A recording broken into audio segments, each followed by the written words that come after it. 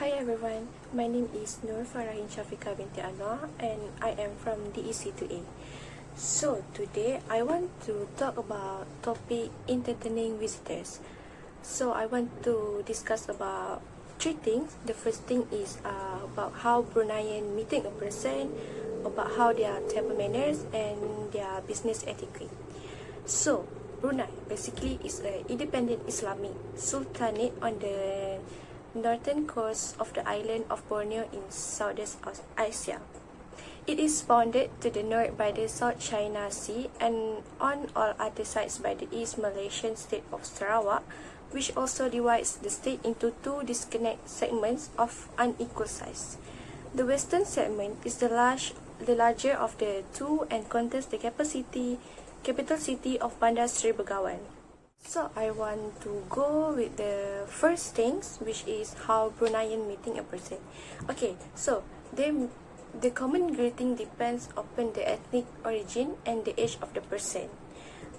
In general, many men you meet will have adopted the Western concept of shaking hand, although this is not always the case with older Bruneians or with women.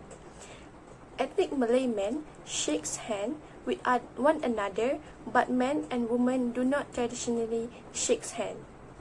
Okay, next, younger Bruneian may shake hand with foreign women, or they may merely bow their head in greeting. And it's considered respectful to bow your head when someone who is senior to yourself in age or position. And it also considered disrespectful and rude to stare into another person's eyes, particularly those of a person who is senior to you in age or status. Okay, the next point is about how their table manners or dining etiquette. For the most part, Bruneians do not invite foreigners into their home, so they will invite the person that they know and not the foreigners, okay? And if you are invited to a Bruneian home, consider it a great honor and testament to your personal relationship. And in Brunei, punctuality is not strictly adhered to. You may arrive a little late without causing offense. And if you go to their house, you have to remove your shoes because shoes are generally removed before entering a house in Brunei. And you have to greet the eldest person first and wait to be told where to sit. Do not simply sit when you enter their home without they tell you where you have to sit. Okay, and it's also considered good manners to accept an offer of food or a beverage. So if they offer you something, you have to accept it because it's a good manners. Oh, also, you have to wait to be invited to eat before starting, okay? So that you cannot eat without they told you so. Okay, and next, food is often served buffet style or on a revolving tray in the center of the table. The guest of honor may be served first, or the eldest person may. In Brunei, you cannot eat with the left hand as it's considered unclean, okay? And eat or pass food with your right hand only. And many Malay eat with their fingers. Alternatively, they may serve cutlery for foreign guests, and usually they will give you a fork or spoon or tablespoon.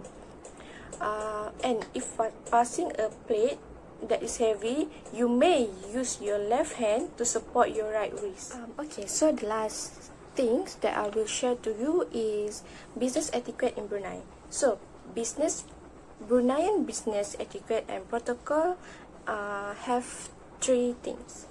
First is meeting and greeting, second communication style, and the last one is business meeting. So for meetings and greetings, in Brunei, greetings should be formal and demonstrate respect and defense. And it's also important to introduce the most important person on your team first. Handshakes tend to be light. Bruneian men often raise their hands too hard after shaking hands, and most Bruneians do not shake hands with members of the opposite sex.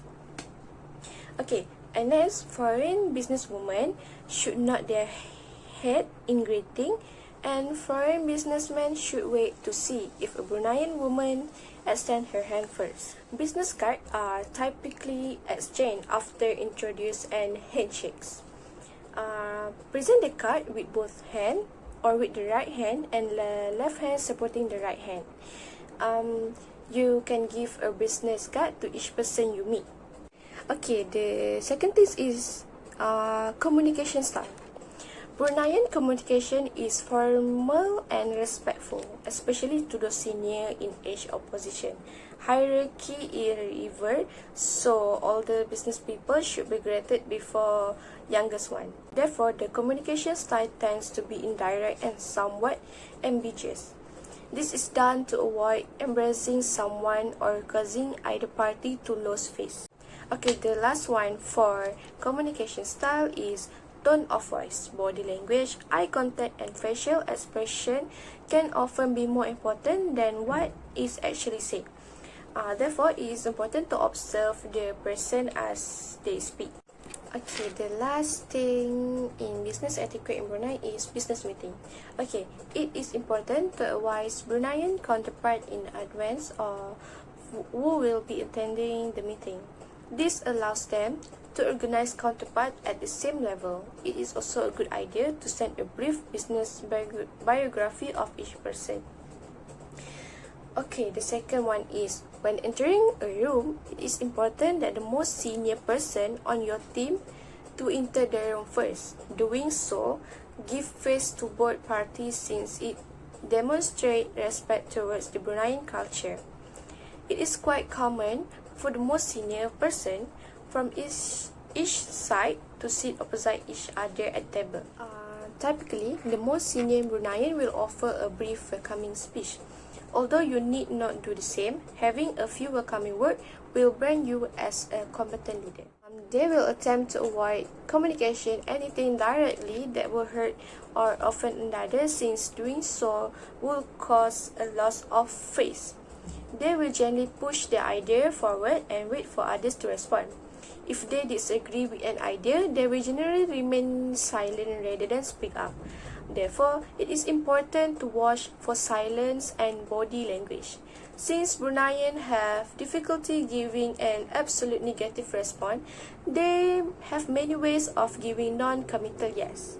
Phrases such as "it is inconvenient" or "we shall see" generally indicate a negative response. Given the difficulty in saying no, it is a good idea to phrase questions so that an affirmative response can be given. If you are unsure what an answer means or think that it may be a non-committal agreement, ask the question in another fashion to see what response you receive. And the last one is, it is important to remember that nodding the head does not always indicate agreement. It may simply be an acknowledgement that you have spoken. This can be disconcerting for people from more Western culture who translate the gesture differently. Okay, that's all from me in topic entertaining visitors in Brunei. Thank you and bye.